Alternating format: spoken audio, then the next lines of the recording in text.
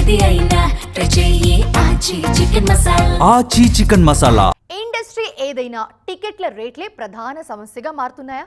ఆడియన్స్ను థియేటర్స్కు రప్పించడానికి నిర్మాతలు చేస్తున్న ప్రయత్నాలు సఫలమవుతున్నాయా? ఈ రోజుల్లో అసలు 50 రూపాయలకు సినిమా చూపించడం సాధ్యమేనా? మరి బాలీవుడ్లో ఆ సినిమాకి ఎలా సాధ్యమైంది? ఒక సినిమాకు 1000 రూపాయలు, మరో సినిమాకు 50 రూపాయలు. ఏంటి తేడా? చూద్దాం రండి. ఇండియన్ సినిమా ఇండస్ట్రీలో ఇప్పుడు మోస్ట్ ట్రెండింగ్ టాపిక్ ఏదైనా ఉందా అంటే అది టికెట్ రేట్లే. ఒక్కో చోట ఒక్కోలా ఇవి ఉన్నాయి. మెట్రో సిటీస్లో రేట్లు వందల్లో కాదు వేలల్లో కూడా ఉన్నాయి. కానీ కొన్ని చోట్ల ఓన్లీ 50 రూపాయలే అంటున్నారు నిర్మాతలు. తాజాగా మనోజ్ బాజ్పేయి నటించిన గవర్నర్ సినిమాను కేవలం 50 రూపాయలకే చూపించారు మేకర్స్. ఈ రోజుల్లో 100 రూపాయలకే సినిమా చూపించడం కష్టమనుకుంటే గవర్నర్ సినిమా యూనిట్ అందులో సగానికే చూపించింది. మొదటి 25,000 మంది ఆడియన్స్ కు కేవలం 50 రూపాయల టికెట్కే సినిమా చూపించారు వాళ్ళు. గవర్నర్ సినిమాకు ఇది హెల్ప్ అయింది కూడా.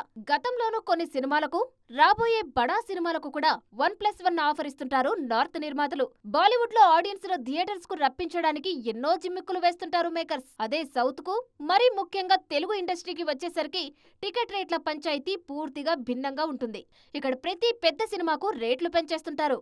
బడ్జెట్ సాకు చూపించి పెంచుకుంటూ ఆడియన్స్ పై భారం వేస్తున్నారనే విమర్శలు ఉన్నాయి. నార్త్ లో ఫ్లెక్సీ రేట్లు ఉంటాయి. డిమాండ్ అండ్ సప్లై అన్నట్లు వీకెండ్స్ లో రేట్లు ఎక్కువగా ఉన్నా వీక్ డేస్ లో వాటిని తగ్గిస్తారు. కానీ సౌత్ లో ఆ సౌలభ్యం లేదు. ఇక్కడ తొలి 10 రోజుల పాటు రేట్లు పెరిగే ఉంటాయి.